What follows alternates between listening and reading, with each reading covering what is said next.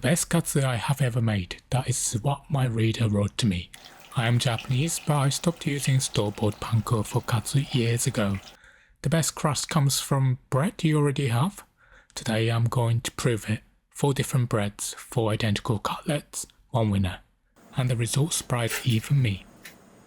Grab a piece of bread, tear it into rough chunks and drop them into a food processor. Pulse it for about 30 seconds, normal, and stop while the crumbs are still big and craggy. That is essentially fresh panko.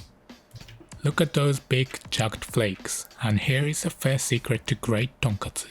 You just made the one part of it that everyone thinks they cannot make at home. Here's the truth about tonkatsu.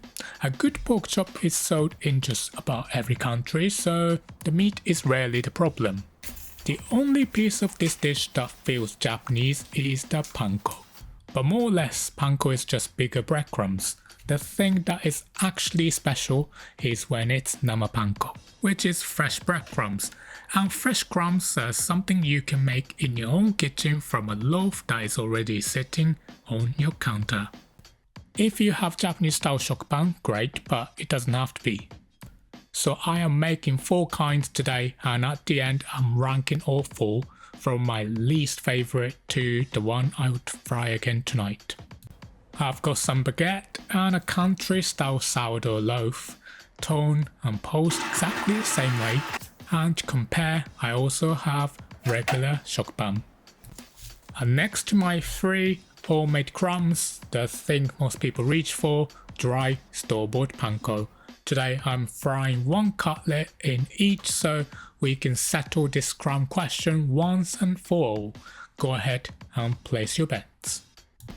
Now the poke. Take your chops straight from the fridge, cold because a cold surface grips the coating better than a warm one.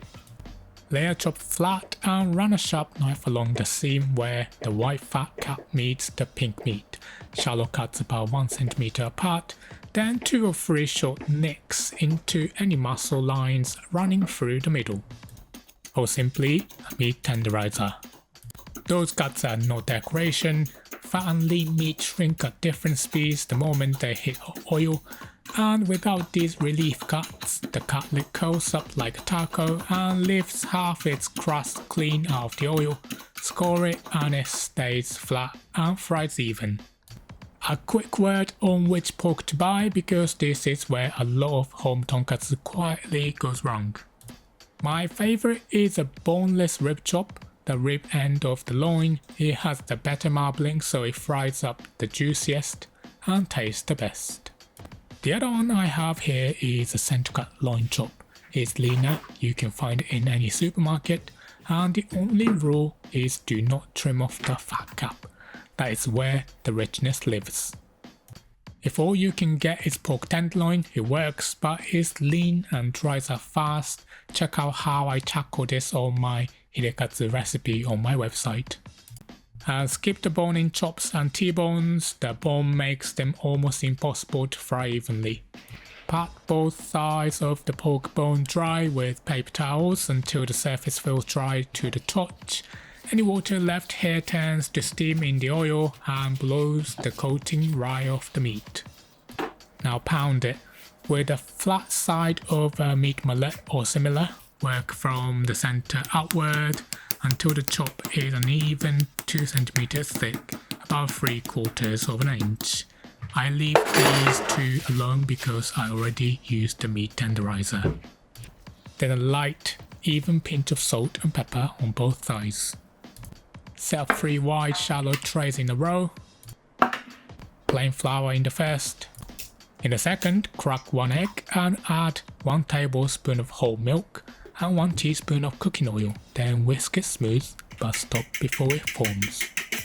That teaspoon of oil builds a thin barrier as it fries, so the coating stops sliding off and the pork keeps its juices sealed inside.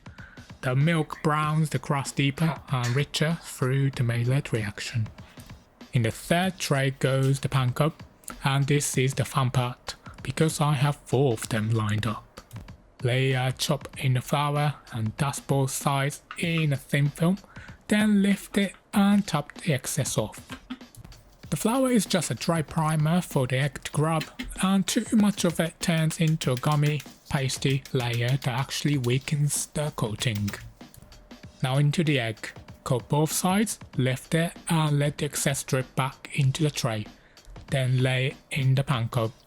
Heap the crumbs on top and press gently with your palm, full even contact without crushing the flakes flat. Those flakes are full of tiny air pockets, and if you crush them, the crust fries up dense and greasy instead of light and crisp. I am breading all 4 cutlets the same way, one in each crumb, so the only thing that changes is the bread. Set them on a rack and leave them alone for a few minutes so the flour and egg can set into one film. That short pause is the difference between a crust that stays put and one that slides off in the oil. Now the oil. Pour a neutral oil into a deep heavy pot, enough that cutlet will flow freely without touching the bottom. Rice bran is my go-to, but canola or vegetable oil are both fine, none of them fight the flavour of the pork. Bring it up to 170 degrees Celsius over medium-high heat. A deep pot with plenty of oil is your best defense against the temperature crashing when the meat goes in.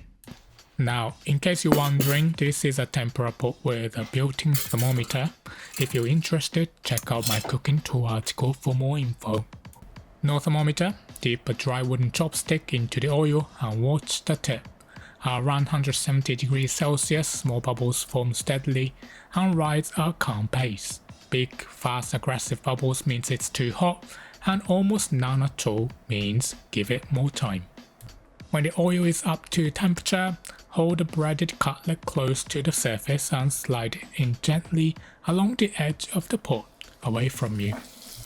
Fry about 4 minutes aside, 8 minutes total, adjusting a little if your cutlet is thicker or thinner than 2 cm, and do not touch it for the first 30 seconds.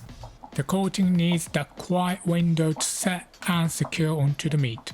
Fry only 1 or 2 at a time because every cold cutlet you add pulls the oil temperature down fast. I am frying all 4 separately, one after another. Same oil, same heat, so it's fair fight. When a cutlet is deep golden, lift it onto a wire rack and let it rest for a full 5 minutes. Do not skip this, it is the last cooking step. The carryover heat keeps gently finishing to center, and the juices settle back into the meat instead of flooding your cutting board the second you cut in. While they rest, make the sauce. In a small bowl, whisk 1 tablespoon of Worcestershire sauce, half a tablespoon of ketchup, half a tablespoon of Japanese soy sauce, a pinch of brown sugar, and half a tablespoon of toasted sesame seeds until it turns glossy and sugar dissolves. Taste it, push it towards more ketchup if you want it sweeter, or more soy if you want it sharper. That is the classic Tonkatsu sauce, and if you want to go further, I have a whole video on 3 different ones on the card on your screen. Now the moment this whole video has been building toward 4 cutlets, 4 crumbs, 1 ranking from my least favorite to the winner. Drag a knife across each crust and listen, and look at the flakes. In 4th place, and this genuinely surprised me, the shokupan. It is light, but it also drank up more oil than any other crust here, so next to the others it had no single thing it did best. In its defense, I pulsed it a little too fine and my oil ran a touch hot for a stretch, so it browned darker than it deserved. It has earned a rematch, but today 4th. In 3rd place, the dried panko, exactly what I expected, the most neutral crust of the 4, nothing wrong, nothing memorable. The one thing it truly does differently is that it absorbs less oil than fresh crumbs. Colder, less greasy if you're being kind, or less juicy if you're being honest. And look, if you live in Japan, dry panko is genuinely convenient, but abroad, you do not need to pay a steep price for a bag that will sit forgotten in your pantry. In 2nd place, the baguette. This crust is one of a kind, so hard and jagged it feels almost dangerous, a deep cracker-like crunch none of the others can touch. I personally like it, but it is divisive, and honestly, a cutlet armoured in the crunch drifts so far from tonkatsu that you could treat it as a slightly different dish. Which means the winner is the sourdough. Texture, colour, flavour is swept all three. Against today's contenders, it's easier to call it perfect than to name a flaw. If you fry just one cutlet from this video, make it this one. One honest note, because it matters, this ranking is my palette. The 4 were fried one after another, not side by side. The oil got darker with every round, and how fine you post the crumbs changed a lot. So take it as a reference. And this is the real point of all this. Any bread you have is fine. I even tried with an English muffin before, and it was still great. Need gluten-free panko? Use your favorite gluten-free bread. Or if you prefer whole grain or brown bread, go for it. That's the beauty of making your own. You get to choose. Now slice. Set the rested cutlet on a stable board. Take your sharpest knife and press straight down in one clean stroke instead of sawing back and forth. Sawing drags the crust sideways and tears it off the meat, scattering crumbs everywhere. One firm downward press glides through the crunch and the tender pork together and keeps those clean layers intact. Cut into strips about 2 cm wide, straight across the grain, so every piece is easy to bite through. Reassemble the strips back into the shape of the cutlet and slide it onto the plate, next to a big mound of cold crisp shredded cabbage and a little dish of the sauce. The sauce on the side and a bowl of hot rice and perhaps miso soup to make it a full set. And this is my tonkatsu. This is what a cracking golden cutlet looks like made from a loaf of bread. Make this tonight. Google Tonkatsu Sudachi for the full printable recipe with exact measurements and timing. Want even more delicious recipes? Grab my free cookbook from the link in the description. Okay, let's go over the ingredients one more time, and if you're ready to cook, grab the written instructions by clicking the full recipe box with a picture that's about to pop up on your screen. Tap the recipe card on your screen for the full printable version with exact measurements, every timing, and notes for getting each step right. Next time I'm making coffee jelly. See you then.